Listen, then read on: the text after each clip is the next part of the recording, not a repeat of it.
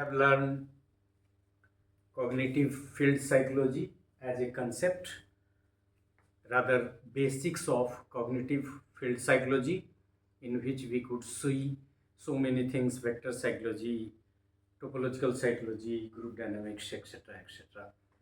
And then the most important person associated with cognitive field psychology we could learn, that is Levin, Kurt Lewin. And the next to Levin comes the name of Edward Charles Tolman. Yeah, this is Charles, not Charles. So Edward Charles Tolman. Today we shall be learning Edward Charles Tolman as a field psychologist. Though there are similarity between the concept of Tolman and Levin, but they are very different in their approach as well. So far as Tolman is concerned, the most important concept, and it is also there in your MEd curriculum, that is sign learning. And this sign is not this sign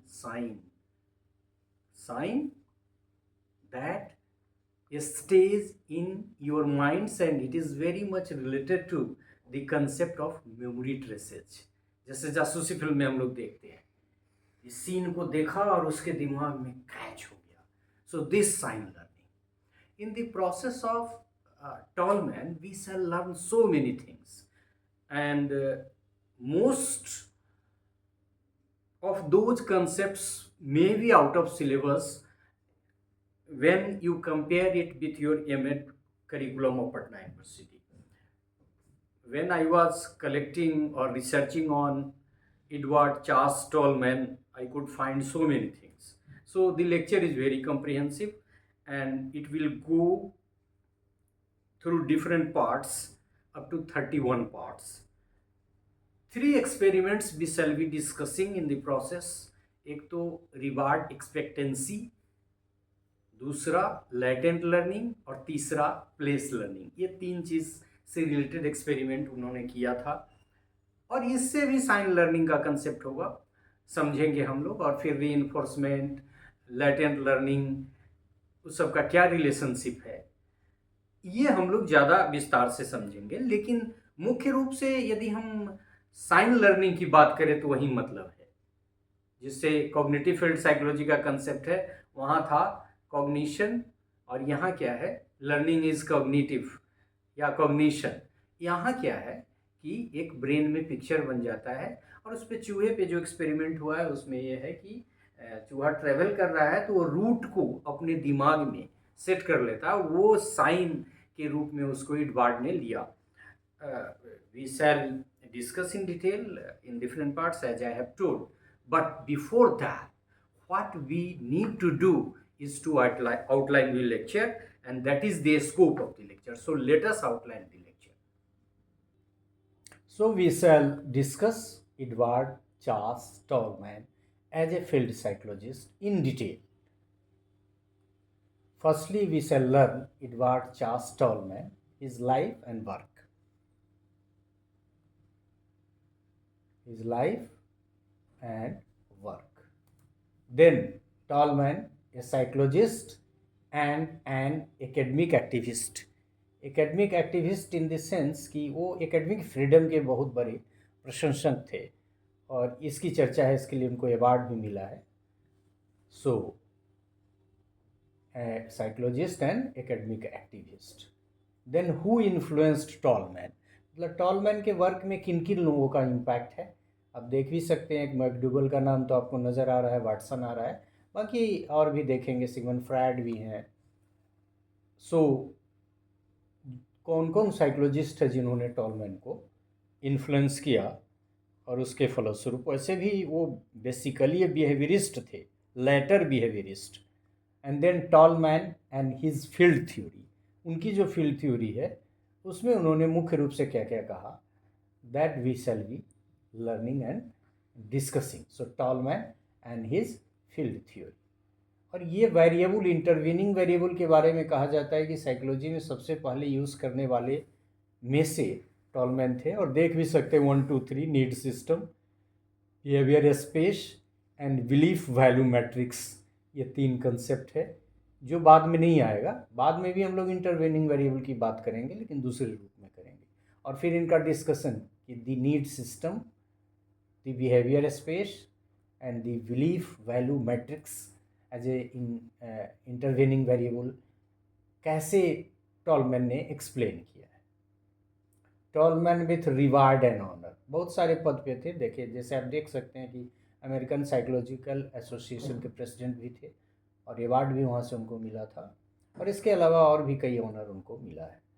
टॉलमैन्स position as a field theorist, हाँ ये ठीक है, only second to Kurt Lewin we can say, लेकिन इसमें बहुत सारी चीज़ों का डिस्कशन है, और थोड़ा अब कंपेरिजन भी करेंगे। वैसे भी बहुत बड़े बड़े फील्ड थ्योरिस्ट कोई है नहीं इन दोनों के अलावा, लेविन एंड टॉलमैन के अलावा, ये हम लोग शुरू में बात कर चुके हैं। So Tolman's position as a field theorist, it continues, and then Tolman and his purposive behaviourism, मतलब वो बिहेवियरिस्ट नहीं थे, लोगों का कहना हुआ, और एक टर्म उनसे जुड़ गया कि he is not a behaviourist, he is a purposive behaviourist. और वहीं पर्पजिव बिहेवियरिज्म का कंसेप्ट जो उनका है, दैट वी शैल लर्न, सब एसोसिएटेड कंसेप्ट्स हैं। Tall man and his concept of learning, जो मुख्य रूप से आपको लर्निंग का ही कंसेप्ट पढ़ना है, तो not only sign learning, there are other concept as well. और इसमें बहुत सारे लोगों का मतलब नाम भी है जिनसे वो प्रभावित थे, और ख़ास के वोलमैन आप देख रहे होंगे। वोलमैन का ये स्टेटमेंट है कि टॉलमैन किन किन चीज़ों से प्रभावित हुए थे, और उनकी लर्निंग थ्योरी में किन किन चीज़ों का पुट है। वुडवर्थ भी है इसमें। एंड देन 3 वेरिएबल्स का जो उनका कंसेप्ट है, इंडिपेंडेंट, डिपेंडेंट एंड इंटरवीनिंग। तो इंडिपेंडेंट वेरिएबल का क्या मतलब है, ऐसा बहुत सारा नोटेशंस है, फार्मूला है।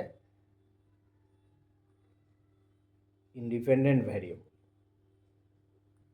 And then dependent variable of Tolman,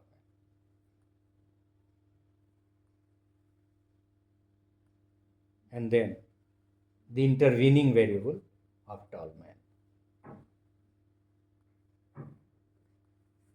learning theory of Tolman, यहाँ से हम लोग उनकी लर्निंग के बारे में बात करेंगे, not only regarding sign learning, उनका नाम तो था ही कि साइन लर्निंग थ्योरी, लेकिन इसमें बहुत सारी और बातों की चर्चा हम लोग करेंगे। So it will be a comprehensive part as well.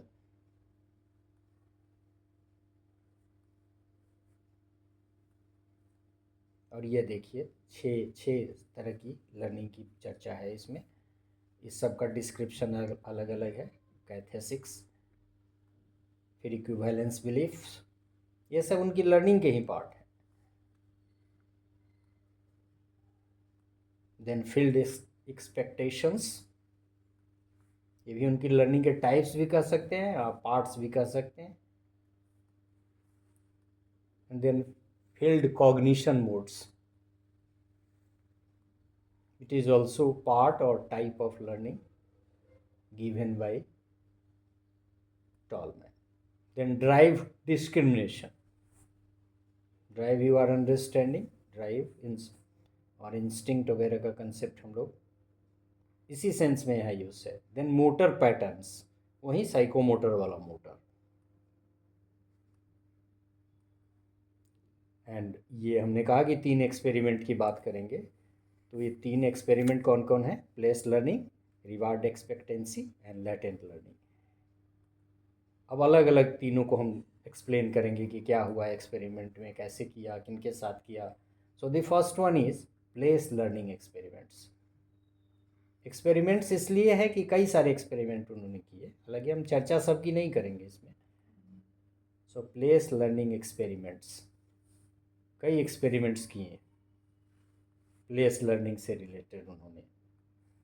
And then reward expectancy experiments, इसमें भी कई एक्सपेरिमेंट्स किए हैं उन्होंने। देन लैटेंट लर्निंग एक्सपेरिमेंट्स, इसमें भी बहुत सारे एक्सपेरिमेंट्स हैं, लेकिन चर्चा हम एक की ही करेंगे और समझने का प्रयास करेंगे कि मुख्य बातें क्या है इस लेटेंट लर्निंग या अदर एक्सपेरिमेंट के माध्यम से टॉलमैन ने क्या कहा है। क्रिटिसिज्म उनका कैटेगोरिकल, और ये सब मनोवैज्ञानिकों के द्वारा क्रिटिसिज्म है, ये आप कह सकते हैं कि रिव्यू करके ये सब पॉइंट आउट किया हुआ है या कलेक्ट किया हुआ है या आइडेंटिफाई किया हुआ है।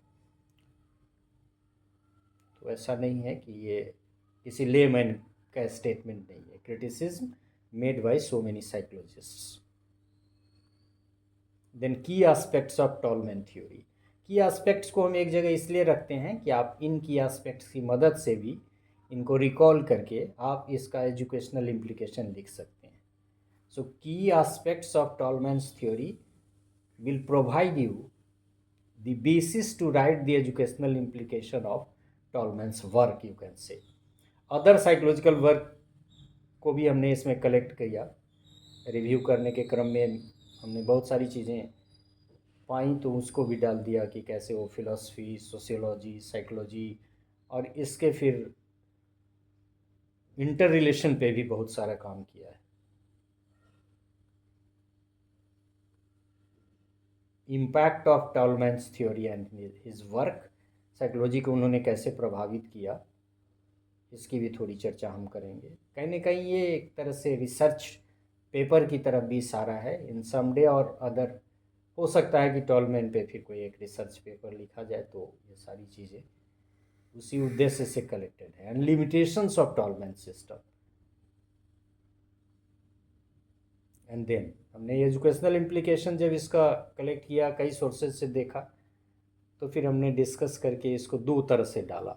एक तो आप देख रहे होंगे कोस्ट में कंसेप्ट वाइज, और इसमें बहुत सारे कंसेप्ट्स हैं। उन कंसेप्ट्स के अकॉर्डिंगली, उसके आलोक में उनका एजुकेशनल इम्प्लीकेशन।